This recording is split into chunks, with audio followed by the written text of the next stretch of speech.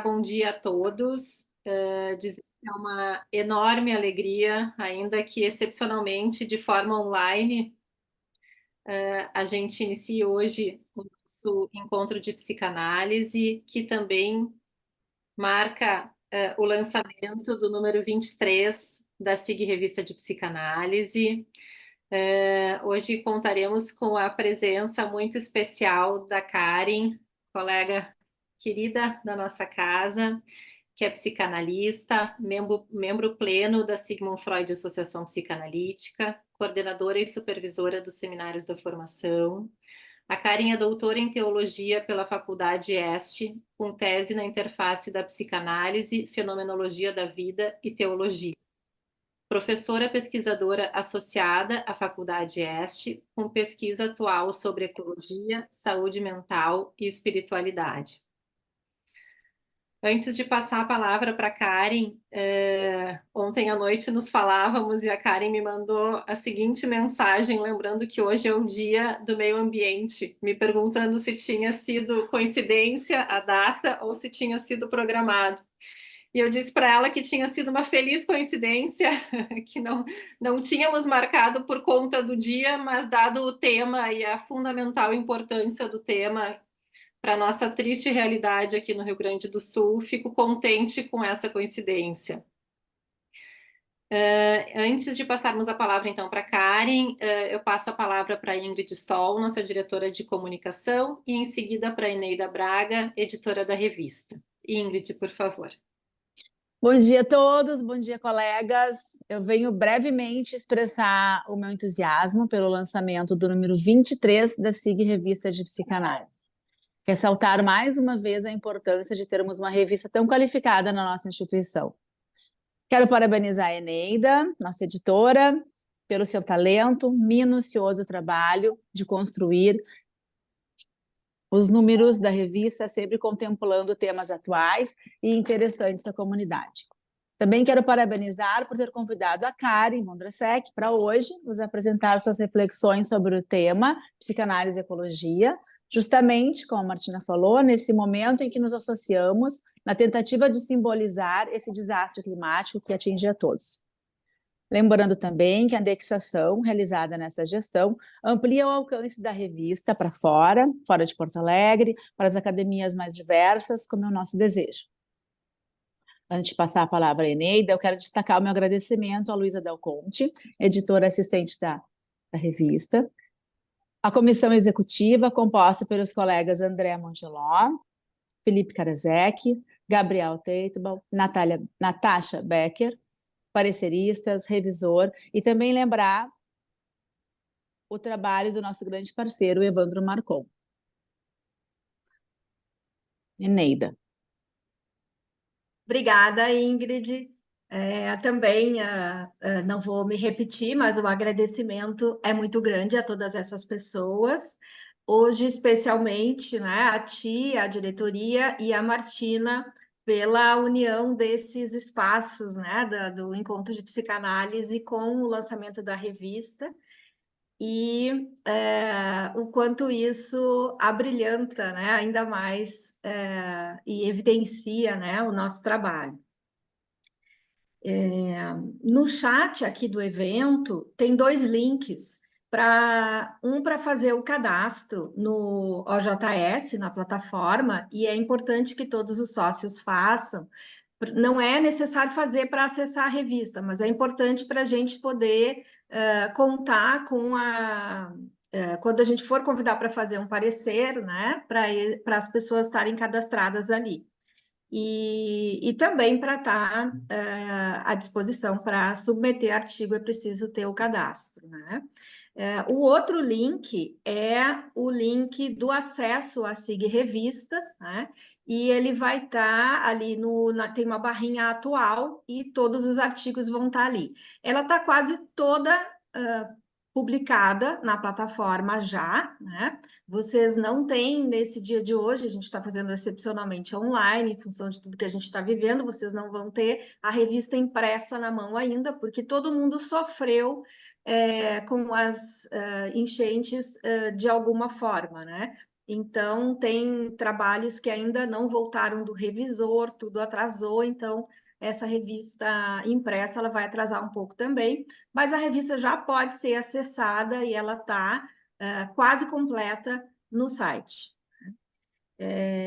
Então, além do artigo da Karen, nessa edição, a gente tem os artigos do Gabriel Binkowski, Vinícius Marques Roja, Luciano Matuela, Cici Castiel, Daniel Péricles Arruda, Inácio Paim, Mônica Macedo, Vitor Hugo Trisca e a entrevista com a Hélida Ganosa, que é uma psicanalista peruana que vai nos falar sobre a chamada da revista, que é Psicanálise e Tecnodiversidade, essa edição 23, né? A Karen, ela já seria a nossa convidada antes dessa tragédia, e também é uma feliz coincidência que seja ela a falar hoje, né, para nos ensinar, né, a partir do maravilhoso texto que ela escreveu também, né, sobre ecologia, sobre o nosso esquecimento, né, do convívio com a terra, que ela preza tanto no trabalho dela. Então, são muitas felizes coincidências, não vou me alongar mais, né, deixar a Karen apresentar o trabalho dela. Muito obrigada a todos. Obrigada, Karen. Eneida. Karen, seja muito bem-vinda. A palavra está contigo. Tá bom. E eu vou contar com a ajuda da Luísa Dal Conte e da Eneida, porque a minha voz acho que está que nem a nossa terra, aqui, meio encharcada. Mas vamos lá. Com muita Karen, alegria. posso, Oi, posso só te interromper e te fazer uma sim, pergunta? oi, Tu tinhas escolhido uma imagem tão bonita que ilustrava a tua sim, fala. Queres que a gente compartilhe? gostaria, para começar. Tá, tá bem. Vou pedir para a Juliana compartilhar. Então, este é um amanhecer aqui onde eu estou morando, em Morungava. Cada dia é diferente. Em maio tivemos muito poucos dias de ver essa claridade. E a araucária ali é muito especial porque a falta das araucárias também piorou as enchentes. O meu texto foi escrito entre a primavera e o verão, então não vamos falar da catástrofe em si, né? Mas relendo ele, eu vi que algumas coisas já estão ali. Então tá, agora vamos para o texto. Psicanálise e ecologia por uma escuta ampliada dos sons da terra. Começo com Ailton Krenak. Estamos vivendo num mundo onde somos obrigados a mergulhar profundamente na terra para sermos capazes de recriar mundos possíveis. E Donna Haraway, é uma questão de sair do regime da representação e reassombrar-se com a animação da matéria. Agora vou eu. As nuvens que trouxeram chuva nesta manhã esgarçaram, e agora o sol ilumina timidamente as gotas pousadas nas folhas e flores. Os pássaros seguem sua cantoria intensa, afinal é primavera, tempo de acasalamento, ninhos e filhotes.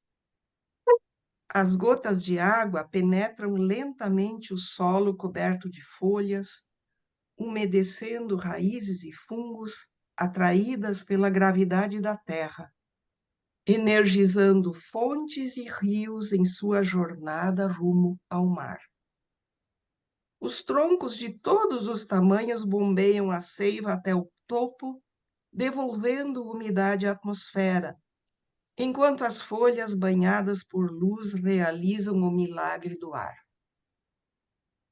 Alguns leitores e leitoras poderão se perguntar o que faz um texto a respeito de uma manhã primaveril numa revista científica de psicanálise.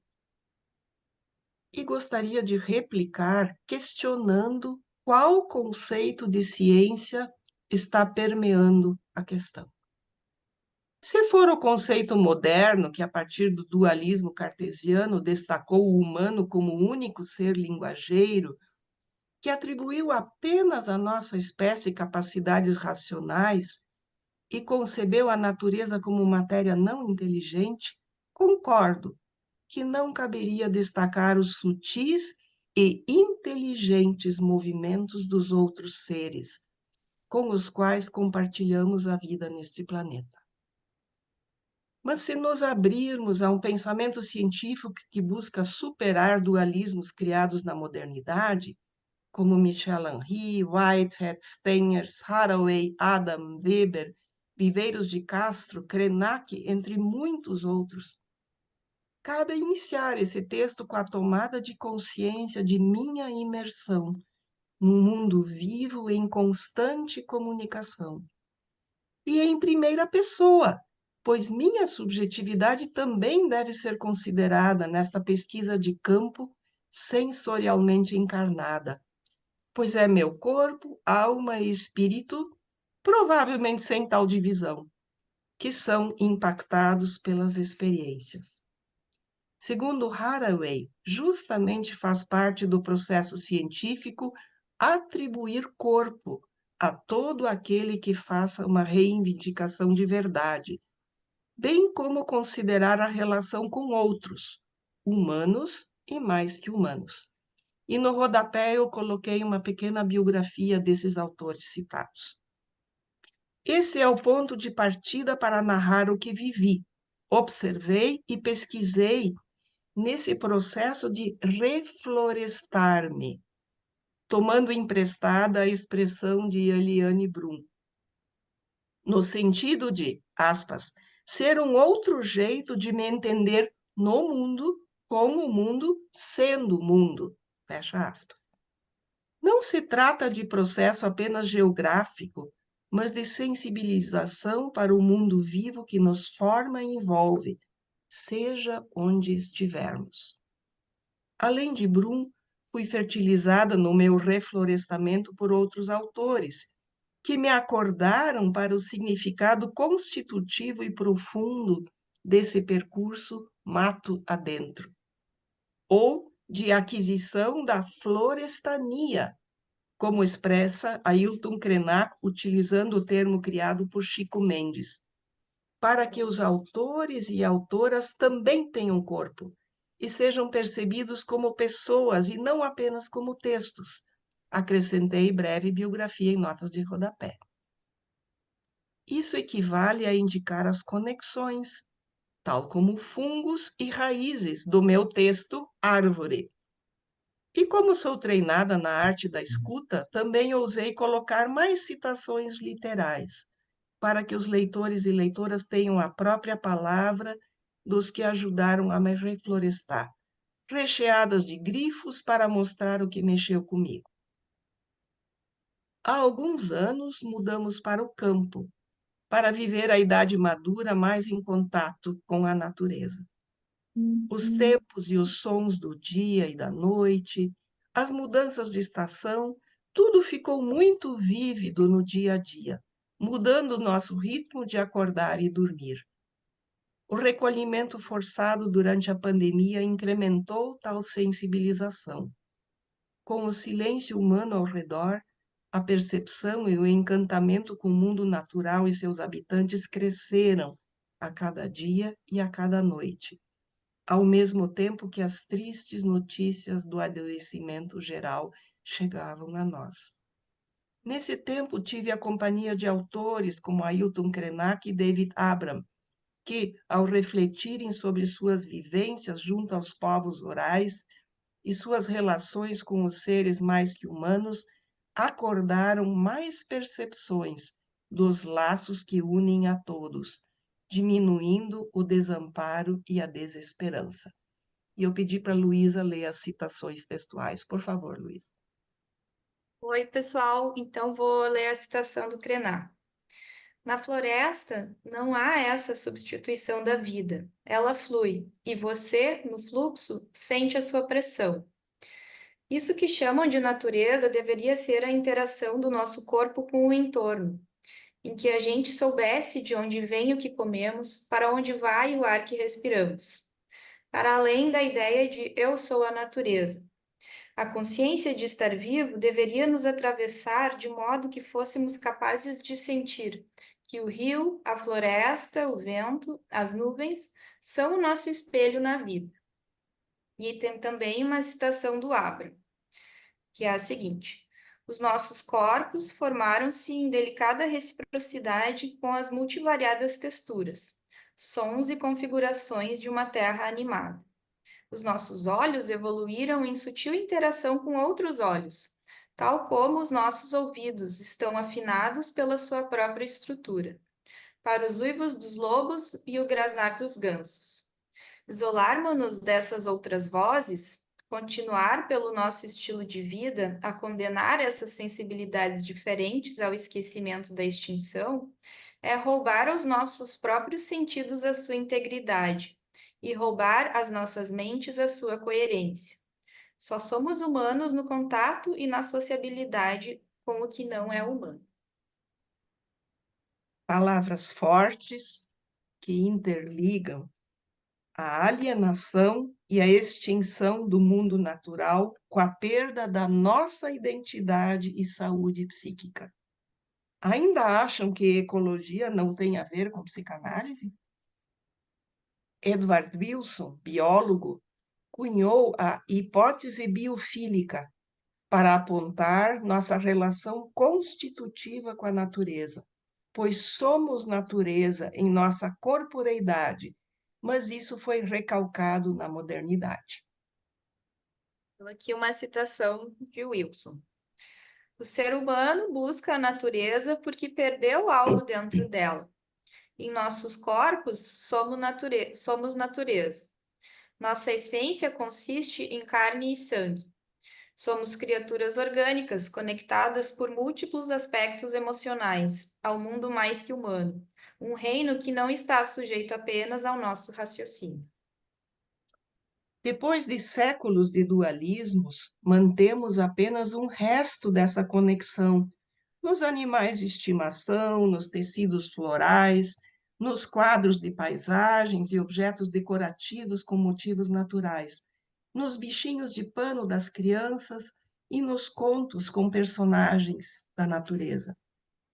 Também nossas fobias de animais foram relacionadas por Wilson à hipótese biofílica e ganhariam desta forma interessante abordagem complementar, enriquecida pelo diálogo entre psicanálise e ecologia, que está começando. Gostaria de convidá-los e convidá-las a, durante essa leitura, tentar suspender algumas certezas antropocêntricas herdadas. E nisso fazer o exercício proposto pelo psicanalista Cláudio Rossi já em 2007, num texto pioneiro sobre psicanálise e ecologia, de estender a atenção flutuante do analista para além do humano, em direção a todos os seres e coisas, pois, aspas, nada é insignificante, nada é desprezível. A destruição de um ser aparentemente desnecessário ou mesmo pernicioso pode gerar um grande desequilíbrio ambiental para prejuízo de todos. Isso é verdadeiro na ecologia e na psicanálise. Fecha aspas.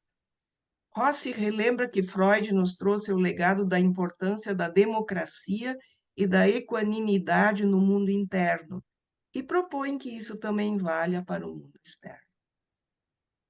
Nesse gesto de escuta flutuante de tudo e todos, estaremos, segundo o líder Yanomami Davi Kopenawa, recuperando o que foi esquecido ou recalcado da identidade humana, nosso pertencimento ao mundo visível e invisível. Estaremos, segundo ele, ampliando nosso pensamento que, no dizer dele, é confuso e obscuro, pois na cidade ouvem apenas o ruído de seus aviões, carros, rádios, televisores e máquinas. Críticas fortes, que convidam a alargar nossa escuta da vida que pulsa para além dos corpos humanos e dos artefatos por eles criados, por vezes nos restos e brotos retorcidos dos sonhos. Restos são material precioso para psicanalistas. Mas será que temos ouvidos treinados para escutar o que está para além dos códigos conhecidos, bem como para perceber as dores da alienação de nossa identidade natural? Andreas Weber pode nos ajudar nessa escuta. Ele participa de um movimento que, a partir dos ensinos da fenomenologia da natureza de Goethe, trabalha a aproximação entre humanos e a vivacidade que permeia o mundo. O jovem Freud também foi impactado pela fenomenologia da natureza de Goethe, a tal ponto que o fez decidir-se pela medicina. Parece que Freud encontrou no assombro de Goethe para com a natureza, retomando a epígrafe acima, um convite para a sensibilização de si com seu estudo. Já não consigo escrever com seu objeto de estudo. Talvez esteja nessa sensibilização de si um dos precursores da relação de transferência e contratransferência, um tema para outras caminhadas. A partir de Goethe, Merleau-Ponty, Weber afirma que não experimentamos o mundo principalmente com nossas mentes, mas com nossos sentidos e nossos corpos desejantes.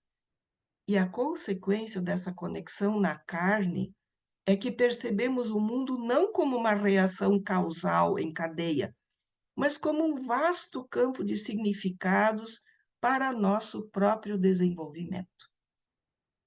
Aqui vou ler uma citação do Weber. Dependemos da presença da natureza como um espelho simbólico ou um repertório que reflete ou expressa nossa vida interior. Coletamos o alimento para nossos pensamentos e conceitos mentais do mundo natural. Transformamos plantas e animais em símbolos emocionais e cognitivos. Temos fome de leão, gostamos de lagartear e de borboletear, para citar alguns exemplos. Weber expressa que a natureza mostra em sua exterioridade o que para nós humanos se abriga na interioridade. Nela, o erótico está escancarado, como no perfume e beleza das flores, no vigor do crescimento das árvores, no sussurro das folhas ao vento, na sofreguidão das abelhas em busca do pólen. Essa imersão na natureza desejante levou Weber a formular a ecologia como erótica. Ouçamos suas palavras. Na ecologia erótica, o sentimento de alegria é parte integrante de um ecossistema próspero. Cada relação dentro da rede da vida produz significado, porque para as criaturas envolvidas, compreende durante toda a vida o seu desejo existencial de habitar um corpo como um eu e de continuar a desenvolver esse eu. Através desta experiência, e é precisamente isso que a torna erótica, cada criatura pode perceber o seu reflexo em todas as outras, porque todos temos um corpo sensível e vulnerável que depende tanto dos vínculos como do ar que respiramos. De acordo com este princípio profundo, sabemos como os outros seres se sentem, porque eles têm corpos como os nossos. Apesar do possível choque conceitual, resultante dos esquemas aprendidos que separam o que está unido no mundo, seria importante que psicanalistas que vivem de escutar expressões de Eros se interessassem por estas manifestações eróticas outras. E também se perguntassem pelas possíveis defesas na teoria e na clínica contra tal percepção. Defesas que reforçaram cisões tomadas como verdades pelo pensamento moderno. Talvez tenhamos que completar a lista das feridas narcísicas enumeradas por Freud em Uma Dificuldade no Caminho da Psicanálise, de 1917, e assumir que estamos diante da quarta ferida, a da retirada de nossa espécie do topo da cadeia zoológica e do exclusivismo de racionalidade e linguagem. Os demais seres respirariam aliviados. e teriam maior sobrevida. E segundo Krenak e Schopenhauer, recuperaríamos como ocidentais nossa memória, identidade e saúde, e talvez a própria sobrevivência. Para o filósofo Michel Henry e os psicanalistas Thales Absaber e Carlos Plastino, esse desconhecimento se constitui em camisa de força para a potência do nosso ofício. Isso eu trabalhei na minha tese de doutorado. Talvez para começar a ampliar a escuta, possamos nos deixar impactar por esta citação de David Abram. Coro de rãs que coachem uníssono à beira de um charco, o rosnar de um gato selvagem quando salta sobre a presa, ou o distante grasnido do ganso do Canadá que voa para o sul para passar o inverno. Reverberam todos com significação afetiva, gestual, a mesma significação que vibra nas nossas conversas e solilóquios, levando-nos por vezes às lágrimas, à cólera ou a visões intelectuais que nunca poderíamos ter previsto. A linguagem, como fenômeno corporal, é atributo de todos os corpos expressivos, não apenas do humano. A nossa própria fala, então, não nos põe no exterior da paisagem animada. Quer tenhamos consciência disso, quer não, mas inscreve-nos mais completamente nas suas profundezas chilreantes, sussurrantes e plenas de som. Nossa fala é convidada pela fala não humana a reconhecer sua inscrição no interior da paisagem animada. Se choca nossos ouvidos ler sobre a comunicação viva dos mais que humanos, talvez tenhamos de refletir sobre os condicionamentos recebidos na nossa educação formal e informal. O antropocentrismo vigente por séculos nos alijou e atrofiou a relação com os demais seres, considerando-os inferiores, primitivos e não inteligentes. Hoje, perante a catástrofe climática, esse modo egoístico de viver e fazer ciência está mostrando sua dimensão tanática, segundo Isabelle Stengers e muitos outros desde então. Como estímulo para fazer trabalhar esse tema, enumero alguns sons escutados durante o processo de reflorestamento, nos ensaios de prestar mais atenção ao mundo mais que humano e às possíveis ressonâncias para a nossa teoria clínica. Eu agora vou listar e explicar um pouquinho de cada desses sons que eu enumero no artigo, mas não vou ler tudo para a gente ter mais tempo. Primeiro som, o recalque de nossa ligação erótica. Trago à mente o texto freudiano sobre o infamiliar, das Unheimlich, de 19, onde o conhecido Heim, casa, tornado estranho e sinistro pelo recalcamento. Não estará ali uma chave para compreender a nossa alienação do nosso chão de vida? Pelo recalque, a atração pela nossa casa-mãe terra, Heim, foram tornadas inferiores e sujas. Trazendo uma pincelada das teorias de gênero, poderíamos ver nisso o processo de consolidação do antropocentrismo ocidental branco e masculinista, que dá primazia ao tipo de racionalidade que nega a inteligência de todos os demais seres, a começar por mulheres e crianças, quanto mais de seres não humanos. Todos foram objetificados e com isso abriu-se a licença para sua exploração e expoliação. É impossível não relacionar o confinamento europeu do feminino ao interior da casa com o confinamento da terra para longe de casa. O sensorial e selvagem tornado assustador. Mulheres e naturezas em união, que perigo, né? Caça às Bruxas fala disso. Jeca Tatu nos instrui que os pés sempre precisam estar calçados. A terra é suja e perigosa. As mães ensinarão a seus filhos a alienação a que foram submetidas, especialmente depois da caça às bruxas na Idade Média, reforçada pelo movimento higienista na chegada ao século XX. Deixem a saúde aos homens de jaleco branco e suas químicas incompreensíveis. Nada de saberes ancestrais da natureza sobre os males do corpo e da alma. Parece ecoar pelos corredores das cidades higienizadas, como nos conta o psicanalista Jurandir Freire Costa. Asepsia a serviço da morte do outro como ser de saber e direito. E aí vocês podem seguir lendo.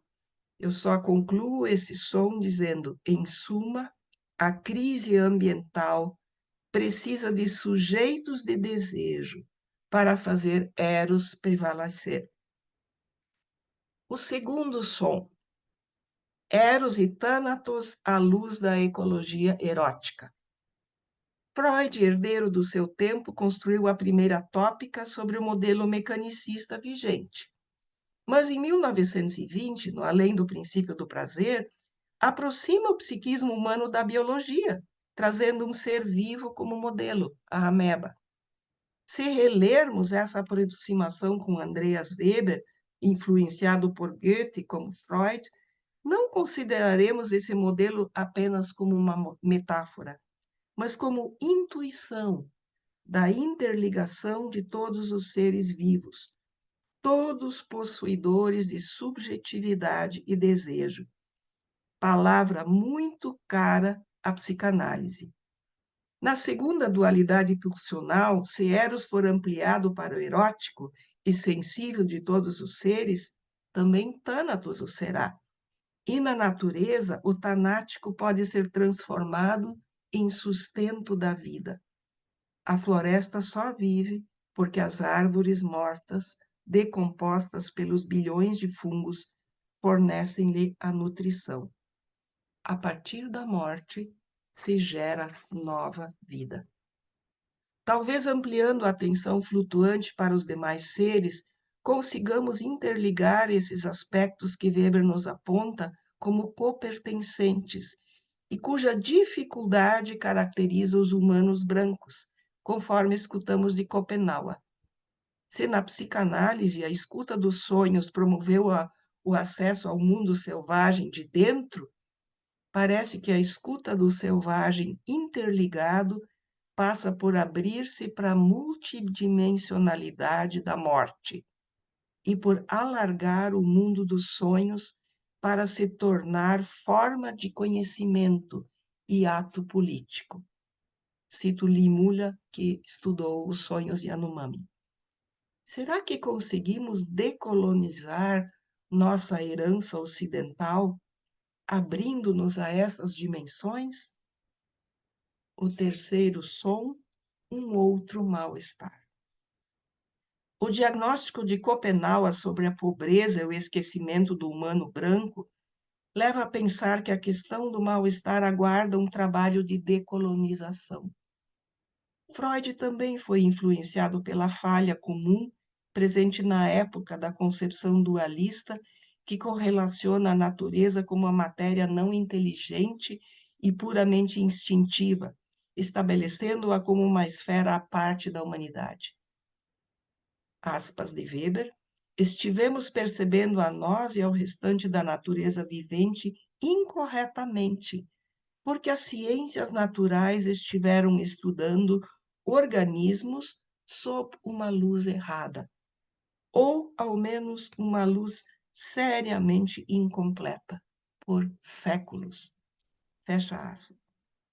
Se esse dualismo vigente desde Descartes é falho, porque nos aliena do compartilhamento de nosso chão, o quanto a abordagem freudiana do mal-estar da cultura, de 1930, pode ter sido limitada por este viés. Ampliando a atenção flutuante, não será preciso escutar um outro mal-estar, o causado pelo desconhecimento de nosso pertencimento à natureza? Tem 2 páginas para vocês lerem a respeito no texto. O quarto som, a escuta ampliada na clínica. Como exercitar essa escuta ampliada na clínica? A partir do meu processo de reflorestamento, tenho entendido que quando um paciente fala de encontros com seres mais que humanos, árvores, pássaros, paisagens e experiências emocionais na natureza, com o nascer ou pôr de sol, praia, montanha, trata-se de algo profundo que quer ser reconectado, não apenas com sua história infantil, mas também e talvez principalmente com as dimensões relacionais eróticas do mundo que compartilhamos todos. O sentido é o de saudade de pertencimento, retorno de um certo exílio a que nossa cultura nos alijou com suas dicotomias. Também desafio vocês, tem mais coisas no texto. O quinto som, o paradoxo da criatividade na destruição. Em meio às leituras diferentes que essa busca de reflorestamento provocou, deparei-me com o livro da antropóloga sino-americana Anna Tsing, O Cogumelo no Fim do Mundo, sobre a possibilidade de vida nas ruínas do capitalismo. O ponto de partida foi investigar a relação entre humanos e mais que humanos, no caso, entre catadores de cogumelos e a teia de árvores e fungos que os produzem. Como aponta Faustino Teixeira, esse livro nos ajuda a lidar com os tempos difíceis que vivemos, desde que haja abertura para aprender com a capacidade incrível desse mundo invisível e seus caminhos de sobrevivência e colaboração. A citação, então, do Faustino Teixeira. É uma ilusão acharmos que nós, humanos, estamos no comando da floresta e seus habitantes. Mais do que nunca se impõe a humildade necessária. A vida dos fungos é mesmo surpreendente para nós e dribla os nossos preconceitos. Trata-se de uma trama que quebra radicalmente nossas definições antropocêntricas e nossa percepção do que é inteligência. Esses pequenos organismos nos dão continuamente lições e nos ajudam a repensar o significado de resolução de problemas, comunicação, tomada de decisão, aprendizado e memória. Se esses aprendizados parecem se situar mais na esfera do ego e suas relações com a realidade externa, penso que para psicanalistas os fungos também podem ensinar a perseguir trilhas inusitadas de comunicação no escuro e vislumbrar o surgimento de brotos de vida, retonhos, dizia Sylvia Bleichmann em suas conferências, em lugares surpreendentes. No texto sobre o recalque, Freud utilizou as características dos fungos para expressar que os conteúdos recalcados proliferam no escuro. O sexto som, recuperando as raízes orais da escuta. A psicanálise tem sido, nesses tempos de massificação, um lugar privilegiado de valorização da subjetividade, de reencontro com sua própria voz. Preservamos espaços de escuta do irrepetível de cada ser humano, em busca de narrar sua história desejante. Significativamente, enraizar o espaço de fala nas análises se enlaça com a importância da preservação dos povos de cultura oral, para David Abram. Quando a cultura oral se degrada, a mente mediada perde o seu suporte, esquecendo a sua dívida contínua para com o corpo e a arte respiratória. Abandonado a si mesmo, o intelecto letrado, a deriva no jogo dos signos, passa a ver a natureza como um signo, ou um complexo de signos. Esquece que a Terra não é, antes de mais nada, um texto misterioso para ser lido, mas uma comunidade de seres vivos e falantes aos quais estamos em dívida. Adepto da representação verbal do mundo, O intelecto letrado esquece como se orientar no meio da presença do mundo, como ouvir aquelas muitas vozes que não falam em palavras. Se nossa escuta não se ampliar, corremos o risco de nos atolarmos no mundo das representações e signos, desancorados da vivacidade erótica da Terra. Desta forma, nos tornaremos incapazes de trabalhar as dores e o mal-estar oriundos do desenraizamento de nossa condição de humus, esquecidos do nosso parentesco com os mais que humanos.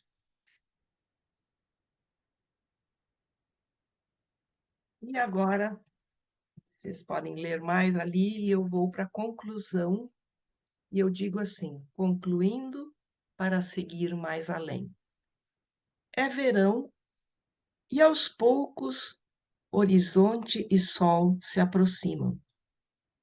O som das cigarras em ondas contínuas preenche o ar quente. O sol parece se demorar mais, mas aos poucos as sombras se achegam e se alongam. Os pássaros voam na quase penumbra em busca do último petisco. Apenas o sabiá insiste no seu canto, e no lusco-fusco a corujinha do mato inicia seu piar. Duetos inusitados, encontros dos seres do dia com os da noite, iluminados pelos pirilampos que voam à procura das fêmeas radiantes que os aguardam pousadas. Tudo pleno de desejo, de vida. Entre o dia e a noite, entre vozes do claro e do escuro, entre o consciente e o inconsciente. Não será este o lugar do psicanalista? Com a escuta ampliada para sentir o pulsar da terra e seus seres, não estará mais apto a responder às demandas de Eros contra Thanatos? O convite é para tomar o caminho de sensibilização progressiva, de exposição ao unheimlich e ao erótico da terra. Talvez na precariedade dessas intuições tenhamos de dizer com Anna Tsing, na linguagem dos fungos, que, por ora, trata-se apenas do prazer do pensamento, a estratosfera arejada da mente carregada de esporos. O voo livre dos esporos nos convida para perceber na clínica e no social o anímico carregado de esporos de Eros. Voam por tudo, em humanos e mais que humanos, e frutificam no escuro do solo, entre as raízes antigas e novas. Se arejarmos nossa percepção interna e externa, captaremos onde estão seus derivados e seus frutos. Esse tema renderá uma outra conversa. Depois dos esporos darem mais algumas voltas nas novas leituras, escutas e escavações. Convido Andreas Weber pela última vez a conjugar para nós desejo, vida, morte e amor. Visto desta forma, cada forma de vida se torna o centro do universo, uma singularidade na qual a essência da criação é plenamente revelada. Ou seja, o desejo de ser que toma forma como desejo, não como soberania ou autodomínio material. É por isso que a vida é fácil de destruir. Dentro de si, a vida já carrega a morte, que apenas espera que a porta se abra para ela. A vida é uma teia delicada de desejo por uma singularidade completamente sem propósito e não sancionada. Mas porque esse desejo dirige cada estágio através do qual a substância se transforma, através do qual os átomos mudam de posição. Ele se torna um molde indestrutível, a fonte de todas as formas.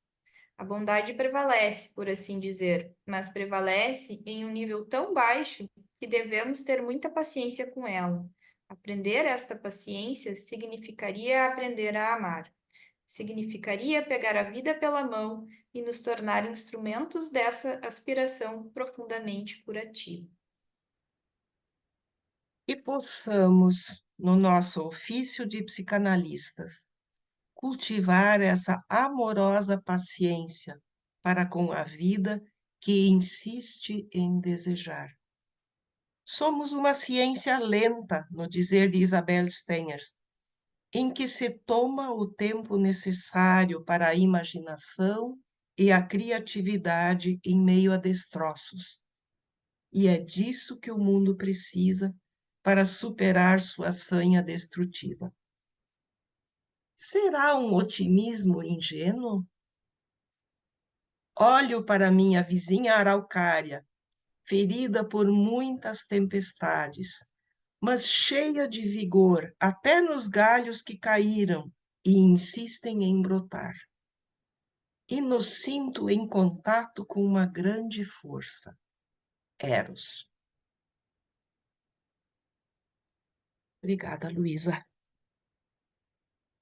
Muito obrigada, Karen. Muito obrigada, Luísa, pela ajuda também na leitura. Bom, diante destas fundamentais provocações e convite de ampliação da nossa escuta nos tempos em que estamos atravessando, sobretudo, está aberto para que a gente possa, então, conversar. Peço que as inscrições sejam realizadas ou pelo chat ou acionando a reação de levantar a mão aqui pelo Zoom. Está aberto para a gente conversar, então. Muito obrigada, Karen. Hilton, por favor. Bom, Karen, queria te agradecer que teu texto é uma poesia, né? Tu realmente nos leva para a tua paisagem. Eu realmente achei lindíssimo o texto, né? Lindíssimo. E o trabalho que tu fez com a Luísa também foi muito legal, muito legal. Deu um tom diferente, né? Foi a cereja do bolo, Luísa. E eu achei super interessante essa colocação do infamiliar, né? Porque é interessante que para nós a natureza se tornou infamiliar, né? Algo que a gente deveria se sentir em casa, assim.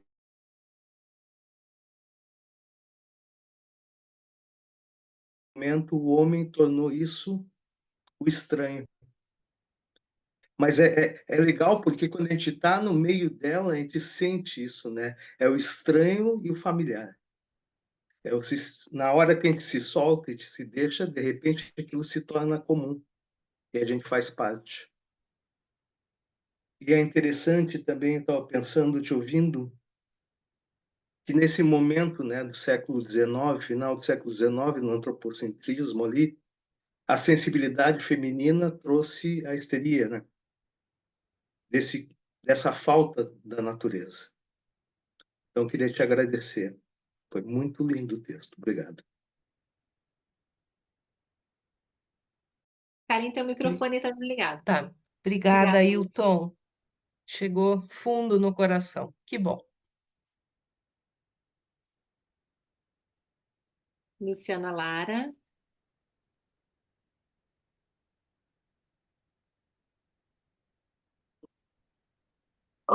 Oi, bom dia a todos, bom dia, Karen, obrigada pelo teu texto tão belo, né, como disse o Hilton, tão poético e tão inspirador, e parabéns, né, pelo trabalho a toda a equipe da revista, Eneida, e sim, muito boa, muito legal a ideia da participação da Luísa, deu realmente um tom diferente e muito instigante. O que eu estava pensando em te pedir para falar um pouco mais, queria te ouvir um pouco mais, é a respeito da questão da representação. Porque a gente, assim, o jeito que o teu texto coloca a primazia da representação em perspectiva, né, me fez pensar que o quanto que a gente, talvez, em psicanálise, privilegia a relação mediada e qual é o efeito de a gente esquecer da presença, né? Então é como se a gente vivesse muito nessa relação de representação, que é uma relação com o passado, né? E a gente vivesse muito pouco no presente, assim. E isso talvez a mim me ajuda um pouco a entender o porquê que a gente é tão avesso a viver o presente e bom, e claro, e aí a relação com o mundo que nos cerca, né, e com tudo que nos cerca. Queria te ouvir um pouco mais sobre isso, assim. Eu acho que é bem isso que tu disse, Luciana, né? A gente acostumou-se desde Descartes, nós temos 500 anos de filosofia, onde o importante era tornar o impacto de algo em representação, como se só tivesse concluído o processo se eu tenho a representação. E agora há toda uma contra-redução cartesiana, né? Eu estudei isso no doutorado, Michel Henry, chamando a atenção que a gente perde a vida, isso, acesso à sensibilidade, que nós somos corpos sensíveis. E esses filósofos dizem a mesma coisa. E a nossa linguagem ainda é formada de fonemas que dizem respeito apenas à nossa boca, é diferente dos povos orais que ainda carregam sons de natureza na sua linguagem, então isso nos aliena ainda mais. E como disse o Weber na última citação, a gente fica perdido num mundo de signos, olhando para trás e sempre esperando, bom, quando eu tiver o conceito, aí está completo. E se inibindo de viver o momento, aquilo que nos chega irrepresentável, ou chega em outras categorias, que nem a linguagem dos animais, das árvores, né, da terra. Por que a gente olha para os animais pré-terremoto? Porque a gente já não sabe escutar, mas tem uma comunicação ali, né? E a gente está tão surdo a isso que só nas representações dos nossos sensores altamente técnicos a gente perdeu muita coisa aí. Então, não é botar a ciência, a representação fora, mas é simultaneamente as duas vias, né? Acho que esse é o desafio. Obrigada, Karen. Obrigada, Karen. Obrigada, Luciana. A Fernanda, depois a Eneida. Eu quis me somar à questão da Luciana, porque eu fiquei também pensando nisso, da representação. Primeiro, assim, né, Karen, que concordo com o Wilton que é muito poético o teu texto e nos toca. E me toca no sentido de que eu acho que tu nos desacomoda, né? E a gente fica com muitas perguntas, assim. Vou te dizer o efeito que deu em mim, que é assim, será que eu não poderia escutar meus pacientes um pouco diferente do que eu escuto? Fiquei pensando algumas situações, assim, alguns recortes, né? E, e isso, do quanto a gente faz, inclusive, me parece que um movimento para aquilo que não está representado, que assim fique, né? A gente muito trabalha, especialmente hoje, os pacientes fronteiriços ou de borda, como que a gente quiser chamar, conforme a orientação teórica, mas muito também pensei nos excessos desse momento, né? Das enxurradas, das pessoas que perderam tantas coisas, de uma preocupação de como que isso vai ficar registrado.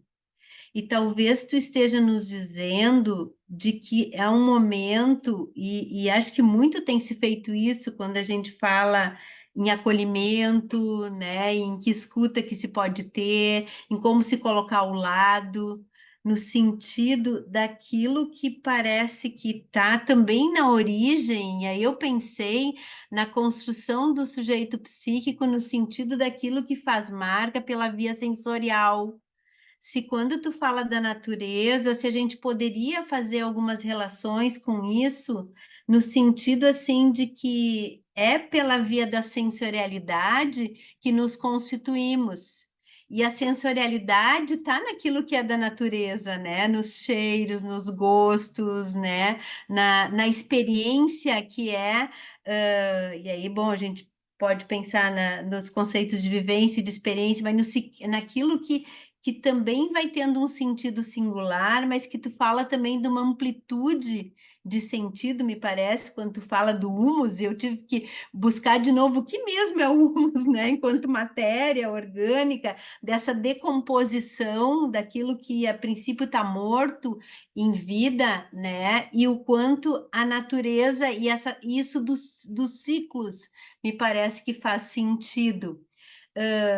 E aí, de novo, eu retomo essa questão assim para ti. Se tu entende, então, de que é isso que é da experiência e que a gente poderia, quem sabe, ligar. Bom, uma pergunta, né, Karen?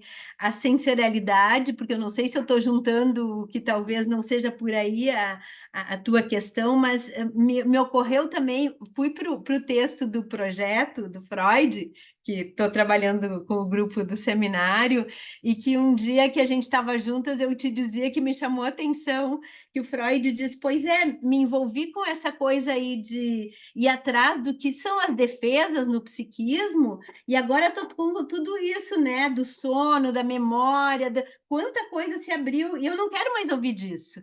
Eu quero, quem sabe, o que ele fala? Eu quero, quem sabe, ir jogar boliche e colher cogumelos, que são atividades muito mais saudáveis, né? Eu pensei, o que Freud estava nos dizendo aí, né?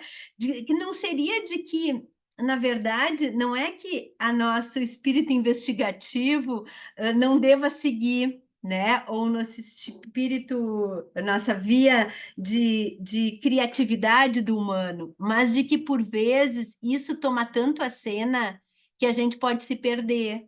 Como pensar nas produções que estão em acordo com a cultura capitalista? E que, por vezes, né, quando a gente analisa alguém, o quanto esses sujeitos que estão entramados com tudo isso trazem suas frustrações e buscam uma corrida no sentido de ter sucesso, de ter bens, de ter que produzir algo que tenha um valor cultural, mas que, se por vezes isso não se perde por essa via de um capitalismo que justamente é daí sim o mortífero para o humano. Enfim, e aí a gente pode pensar nas enxurradas, nos descuidos, no como que tudo isso se montou, o que nos aconteceu nesse momento. Obrigada, Karen, e a revista também, por esse momento. Quanta coisa, Fernanda, né? Eu acho que a gente tem que seguir. E talvez, na época que o Freud escreveu, colher cogumelos era oposto a fazer ciência. Era só um lazer. Segundo Faustino Teixeira, Ana Tzin, colher cogumelos faz parte de pensar as questões de sobrevivência, de entender mais as coisas que se dão no oculto do psiquismo, inclusive. Então, eu acho que esse é o momento que nós temos de superar esses dualismos que nos cindiram, né? E que daí atrofiam até a nossa capacidade de escuta, de falar, de ver. Então, eu acho que é esse convite para juntar. Uhum. Obrigada, Karen. Eneida, antes de te passar a palavra, eu vou ler rapidinho o que está no chat, só para a gente também não perder os comentários. O Lucas Krieger diz, bela produção, Karen, parabéns, Eneida e grupo envolvido do novo número da revista. O Nauro diz, que coisa maravilhosa esta proposta de reintegração e o resgate de quem somos. Obrigado, Karen.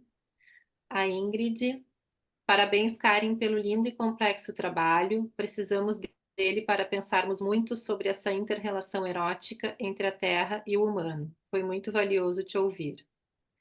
A Marina Bangel diz, muito lindo, Karen, realmente, textos, poesias que nos tocam profundamente. Linda habilidade de conectar teoria com o sentir-se sentindo. Parabéns, Eneida e equipe, por mais um número da revista. A Lísia Refosco diz, obrigada, Karen, por compartilhar conosco o teu trabalho, sempre bom aprender contigo. Parabéns, Eneida e comissão executiva da SIG Revista, por mais uma edição. E a Lia diz, Karen, que bom que estendeste o convite para te ouvir. Que marcas amorosas e de vida deixasse aqui e no teu texto. Agora sim, Eneida, por favor. Bom, obrigada a todos. Na verdade, é um privilégio poder trabalhar na revista e poder ter esse acesso a todas essas maravilhas, esses textos, né, que a gente organiza e pensa. E eu queria comentar, assim, porque a maioria não leu ainda essa edição 23, né, que está sendo lançada hoje, né? Então, acho importante situar o texto da Karen nessa chamada da psicanálise e tecnodiversidade, porque nós pensamos nas vantagens e nos grandes desafios que tem trazido a cibercultura, né? O impacto disso nas subjetividades contemporâneas, o aumento do uso de telas, a mediação da comunicação por aplicativos e dos algoritmos como uma espécie de lugar de saber, né? Então, essas demandas elas tiveram uma implicação nas relações interpessoais, nas dinâmicas psíquicas, e tem muitos textos muito bons também nessa edição, comentando isso em relação à psicanálise. E o texto da Kari, ele é um contraponto no outro extremo, não é? Na contramão, como tem que ser a psicanálise mesmo, no avesso, no esquecimento, né, do que nós estamos nos esquecendo e precisamos nos lembrar. Então, muito obrigada, Karen, tanto por ter escrito, quanto por estar aqui hoje fazendo a voz desse nosso lançamento. Estamos muito felizes. Obrigada, Para mim que é Eneida. uma Passo a alegria palavra, estar aqui. Vamos lá, vamos adiante, vamos escutar o pessoal. passo a palavra para a Bárbara, em seguida para a Magda. Bom dia a todos. Primeiro, agradecer a equipe da revista, em nome da Eneida e das outras pessoas que estão aqui, que fazem parte, né, da comissão da revista, enfim, pelo empenho de poder fazer a revista aparecer num momento desses, né? Então, acho muito importante que a gente possa continuar, mesmo inundados, podendo pensar, né? E podendo sair dessa condição de imobilidade que nos convoca a situação que estamos vivendo. E eu acho que é um pouco por aí, assim, são mais repercussões do teu texto, Karen, que é lindíssimo, repercussões de como que eu fui te ouvindo à medida em que tu fosse trazendo. E eu fiquei com algumas impressões que eu gostaria, então, de poder acrescentar também a convocatória que tu traz, que é essa, da gente pensar na quarta ferida narcísica, né?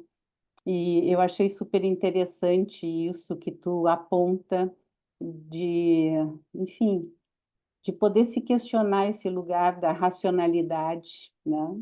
Que foi uma construção que a gente foi fazendo e que a gente foi se afundando nela, digamos assim, ou se emparedando com ela, que é exatamente essa noção, né, que eu queria trazer dessa dualidade entre a sensibilidade e a racionalidade, né, de como que essa quarta ferida narcísica é exatamente poder repensar esse lugar do racional, né, da racionalidade. Então, acho uma proposta que ela é muito desafiadora, né? Porque acho que todo o teu texto também marca que esse lugar da racionalidade é um lugar muito próprio, muito voltado para si, né? Muito narcísico, digamos assim, né? Não por acaso ferida narcísica, mas e essa possibilidade, né, de se repensar o lugar da racionalidade, ou pelo menos de se sair deste lugar do conhecido, né, e do dominado, né, que é a posição neocapitalista de hoje, assim, nesse lugar entre o sujeito e o coletivo, esse lugar entre o que é essa possibilidade de uma coisa que tu dissesse lá adiante, que é a sensibilização como um retorno a se pensar o infamiliar e também como se pensar uma outra forma da erótica, que seria a erótica da terra, né? Tu estava colocando essas possibilidades para justamente como que retraduzir esse lugar da dualidade entre racionalidade e sensibilidade, né? Mas seria como algo que pudesse fazer esse contraponto, né? Isso que eu acho que a Eneida apontou, né, do que é toda para nós, né, de outra geração, entre aspas, né, toda essa coisa da modernidade, enfim, das mídias e dos recursos de mídia e essa interioridade, né, isso que nos leva a pensar naquilo que nos é familiar, né, que diz respeito a essa pulsionalidade. E então eu queria mais era expressar isso, né, essa convocatória que se pense, né, não como só uma contradição, mas sim como que isso se entrelaça e justamente se coloca do como, e nesse sentido eu queria retomar o Laplanche, né, como que foi uma discussão que ele trava da pulsão sexual de vida e da pulsão sexual de morte, né? Então, o quanto isso também está posto aí como algo a ser, que a dualidade não é entre a vida e a morte, no sentido da morte mesma, né? Enfim, da pura destrutividade, mas é nesse confronto entre o que possamos pensar sobre a pulsão sexual de vida e a pulsão sexual de morte, porque isso é o que pulsa, né? Isso é sempre o nosso objeto de escuta e de trabalho e de possibilidades, né? Então, era isso, te agradecer, dizer que despertou muitas outras coisas, que eu acho que é também a questão do homem e do coletivo, né? Do homem frente a a política, essa questão, né? Enfim, da concretude, né? E do concreto, né? Enfim, agradecer o teu trabalho de pesquisa, porque o teu texto é uma pesquisa, e dizer que ele abre muitos caminhos para que a gente possa pensar sobre a pulsão, sobre o erótico e sobre o infamiliar, né? E também como sujeitos da cultura, né? Para sair desse lugar tão narcísico da racionalidade. Obrigada. Obrigada, eu digo, Bárbara, quanto estímulo rico aí que você está trazendo para a gente resgatar conceitos que nós já temos e fazer eles conversar agora com essas coisas novas, né? E eu vou te dizer que esse foi o primeiro texto que eu tive gosto de escrever depois de 5 anos. Eu vim aqui para fora para morar, eu não queria saber de ler, de escrever, passava longe do computador, sabe aquele fartão de não aguentar a palavra. E aí, eu me reflorestei e comecei a achar esses biólogos que falavam disso, e quando eu vi, estava querendo falar no narrativa e escrever. Então, foi um movimento nessa pesquisa mais de dentro, né, de sensibilidades e, bom, foi gostoso escrever, mas custou. E agora estou feliz aí com as ressonâncias de vocês. Legal. Continua. Que lindo, Karen. E sim, muito bem lembrado, é um segundo tempo já, né, de que tu nos convida a pensar contigo. O ano passado estivesse no Espaço Narrativas também, né? Então, muito feliz desse momento estar acontecendo hoje também. Passo a E só, palavra para a Magda. Opa, diga, Bárbara. não, só queria lembrar, tu falasse num segundo tempo, né? E eu também lembrei, quando tu estava lendo o teu trabalho, do teu texto, que também está na revista da SIG, que foi o da Jornada, né? Onde também tu estava já apontando essa questão, né? Desse outro lugar, né? Desse outro lugar de ser tocado. E principalmente em situações, e por isso que me ocorreu voltar a dizer isso, que são situações aonde o sujeito, no seu conhecimento e na sua racionalidade, não dá conta de poder colocar em palavras, né? Isso tudo que se passa em situações como foi, né? A pandemia do Covid, como está sendo hoje essa catástrofe. Uhum. Passo a palavra, então, para a Magda, depois para a Janete, e pelo avançado do horário, penso que encerramos as inscrições para que a Karen também possa depois finalizar. Por favor, Magda. Então, eu quero, em primeiro lugar, agradecer a Eneida, a Luísa e o executivo da revista, né, pelo lançamento, pelo novo lançamento. Eu sou uma pessoa muito entusiasmada com revista, vocês sabem disso, sabem da minha história. Então, isso é algo que realmente me toca.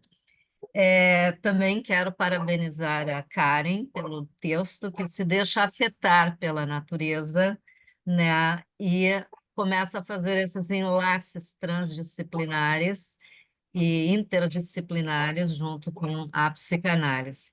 E eu quero, então, deixar registrada aqui a satisfação desse encontro, né? Um abraço a todos e, Karen, é só seguir.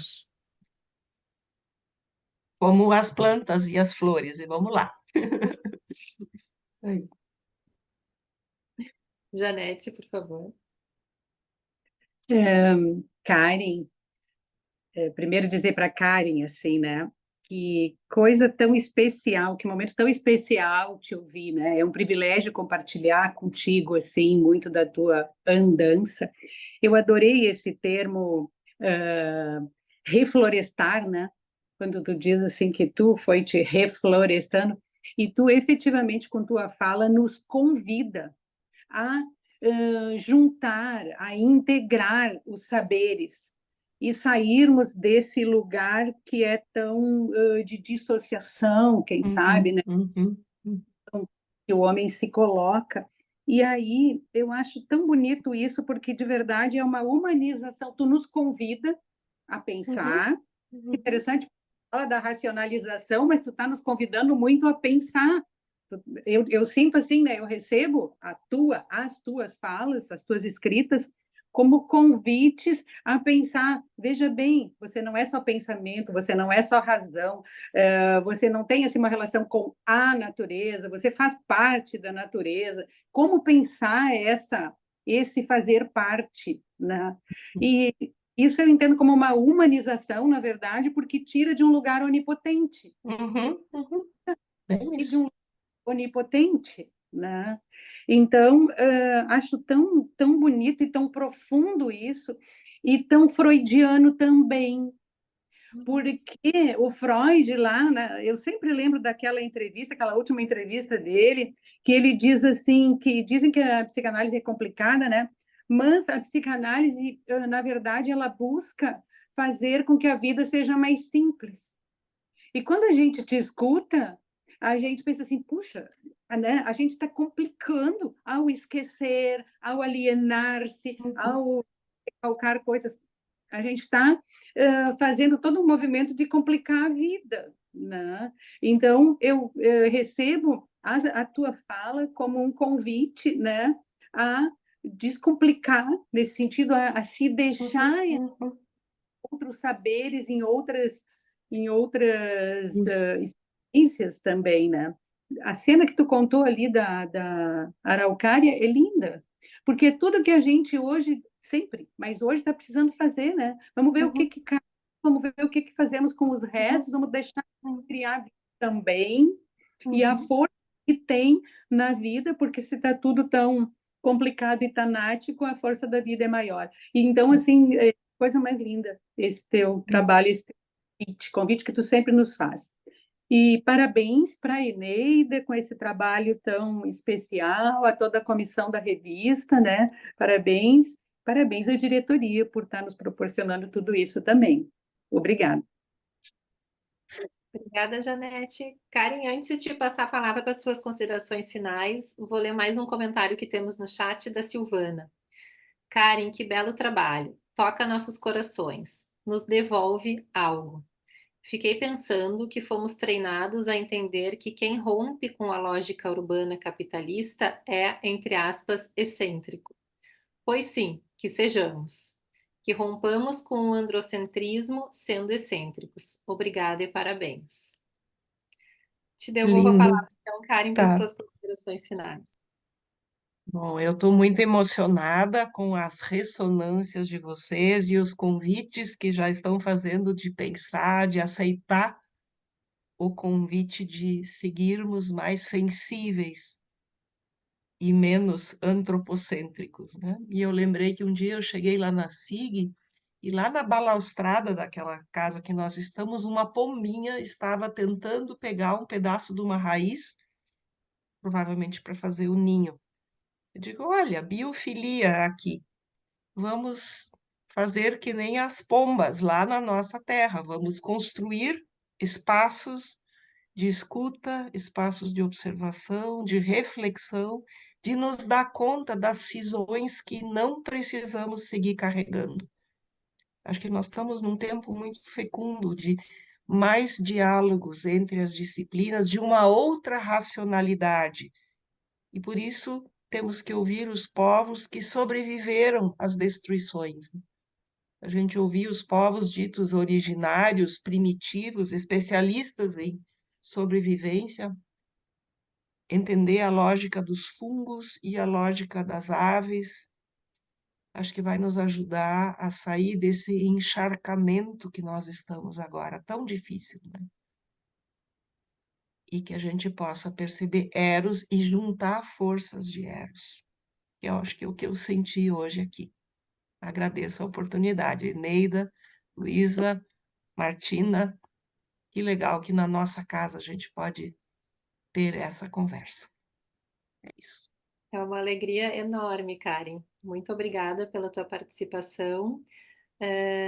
Eneida, te passo a palavra agora para os teus agradecimentos e acho que sobretudo nesse momento, né, assim, ainda muito tocada pelo tema e por toda a tragédia que estamos atravessando, eu gostaria de lembrar que esse é o primeiro encontro de psicanálise que marca o lançamento de uma SIG Revista de Psicanálise e que essa ideia nasceu de um coletivo que foi pensado o ano passado na nossa jornada interna e fico muito contente que ele possa estar acontecendo ainda mais no momento de hoje em que a gente precisa cada vez mais do coletivo em todos os espaços. Eneida, por favor.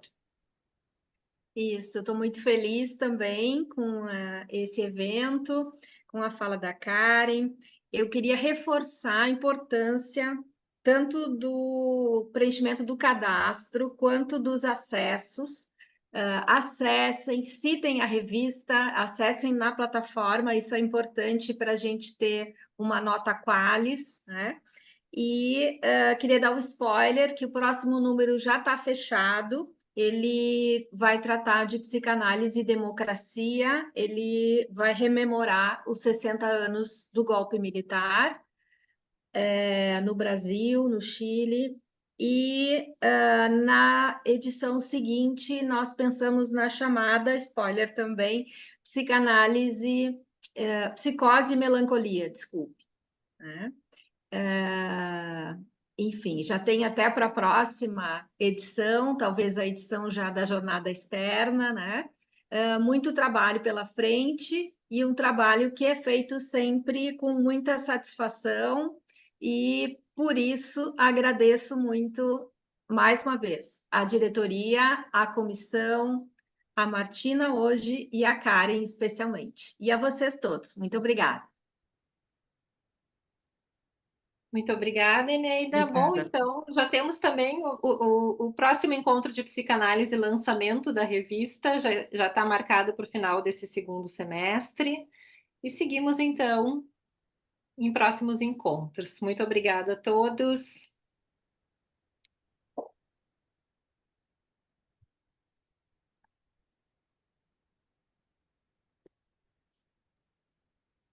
Então, meninas, que bom.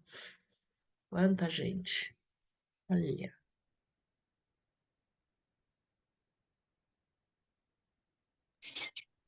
Martina, obrigada por ler meu comentário. Karen, até breve.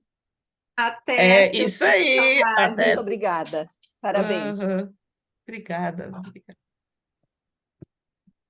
Penso que a gente pode encerrar essa reunião, então. Karen, muito, muito obrigada. Um prazer te escutar. Um beijo grande. Beijo para todos. Obrigada. Beijo. Tchau. Obrigada, Luísa. Tchau, tchau.